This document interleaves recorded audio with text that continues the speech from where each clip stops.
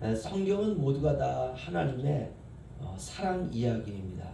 형식은 다를 수 있고 그 내용은 여러 가지로 다를 수 있지만 그러나 그것을 우리가 하나로 종합해 보면 사랑 이야기입니다. 성경을 하나님의 증언이라 또한 오늘 이렇게 말씀하고 있는데요. 그렇다면 하나님의 증언은 무엇일까? 사랑 이야기라는 것이요. 그럼 어떤 사랑 이야기인가? 십자가의 사랑 이야기입니다. 5장 9절 보시면요. 만일 우리가 사람들의 증언을 믿을진대 하나님의 증거는 더욱 크도다. 하나님의 증거는 이것이니 그의 아들에 대하여 증언하신 것이니라. 아멘. 하나님의 증거는 더욱 크도다. 그리고 하나님의 증거는 이것이니 그의 아들에 대하여 증언하신 것이다. 하나님의 증거가 아들에 관한 것이다 이렇게 말하고 있습니다. 그럼 아들은 누구일까? 독생자입니다. 독생자는 누구인가? 예수님이시죠. 그러니까 하나님의 증거는 전부가 다 예수님에 관한 말씀이다 라는 뜻입니다. 그래서 교회는 예수님만 전하는 것이 중요합니다. 듣는 분들이 어떤 이야기를 듣든지 간에 오늘 설교는 예수님 이야기구나 그렇게 느껴져야 됩니다. 그래야 힘이 나고 그래야 삶에 활력이 생기고 그래야 능력도 받고 그래야 병도 고치고 그래야 축복도 받는 것입니다. 우리가 예수님의 이야기를 들으면 믿음이 생기죠. 믿음은 다이나마이트와 같은 폭발력이 있습니다. 믿음이 생기면 마치 자동차의 연료가 주입이 되어서 시동이 걸리는 것과 같습니다. 어떤 시련과 어떤 어려움에도 좌절하지 않고 우리가 일어설 수가 있습니다. 남들은 죽겠다라고 해도 나는 산다 이런 믿음이 우리에게 필요한 것입니다. 나는 믿고 주님은 일하시는구나 이런 확신을 들 수 있습니다. 우리가 그것을 믿음이다 이렇게 말합니다. 나는 말씀을 붙들고 하나님은 그 말씀에 일하시는 것 이것이 바로 믿음입니다. 그 믿음이 겨자씨만큼만 있다 해도 산을 옮길 수 있다. 우리 주님이 그렇게 말씀해 주셨습니다. 우리는 그런 사람입니다. 그러니까 우리가 믿음이 있다면 세상에서 주눅들 필요도 없습니다. 하나님에게 독생자가 한 분 있는데 하나님이 누구를 증거하시느냐? 바로 그 독생자를 증거하시는 것입니다. 예수님이시죠. 하나님은 예수님을 자랑하고 싶으시고 그분은 나를 위해 십자가에서 나의 죄를 정죄받으신 구세주이십니다. 나에게는 그래서 오직 주님 한 분밖에는 없어야 되는 것이죠. 나를 위해 죽으신 분이시고 이 세상에 나의 죄를 위해서 죽으신 딱 한 분, 그분이 바로 독생자 예수님이십니다.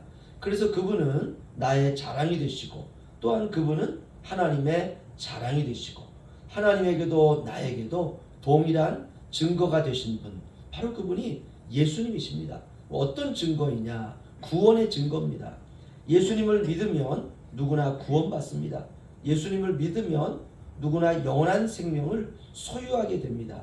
예수님을 믿으면 천국을 유업으로 받고 예수님을 믿으면 하나님의 자녀가 됩니다. 굉장히 놀라운 복음의 사실이죠. 사실 이 모든 것들은 이 세상 너머의 세계와 관련이 있는 것들입니다. 죽음 너머의 세계. 그래서 우리에게는 소망입니다. 인생이 긴 것 같지만 굉장히 짧습니다. 너무 짧아요. 어제 울기현 작은 모임이 있어서 갔더니 울릉도에서 가장 오래되신 분이 이제 울릉도를 떠나게 된다 이렇게 말씀을 하시더라고요. 그러면서 그 목사님이 한 30년 정도 사역을 하셨는데 이런 말씀을 하시더라고요.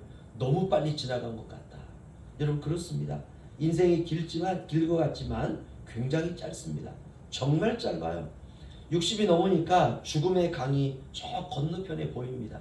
그 요단강 건너가면 우리에게 약속의 땅이 기다리고 있습니다. 천국이죠. 저와 여러분은 모두가 다 하나님의 약속과 증거를 받은 사람들입니다. 비록 우리가 인생을 살면서 세상사가 잘 풀리지 않는다 할지라도 낙심할 필요가 없습니다. 영혼을 보장받은 사람은 세상에 그리 연연하지 않는다는 것입니다. 세상은 영원한 세계로 가는 과정입니다. 어떤 면에서 그리스도인들은 모두가 다 영원 속에 들어있는 세상을 살아가는 사람들입니다. 우리가 이곳에 살다가 영원으로 들어가는 것이니까 결국 이 세상도 영원 사이에 있는 것입니다. 우리에게 그런 시각이 필요합니다. 11절 12절 읽어드리면요. 또 증거는 이것이니 하나님이 우리에게 영생을 주신 것과 이 생명이 그의 아들 안에 있는 그것이니라. 아들이 있는 자에게는 생명이 있고 하나님의 아들이 없는 자에게는 생명이 없느니라. 하나님의 증거가 무엇이라고 말씀하시냐면요. 하나님이 예수 그리스도 안에서 우리에게 영원한 생명을 주셨다라고 말하고 있습니다. 그리고 그 생명은 예수님 안에 있는 생명이다라고 말씀하십니다.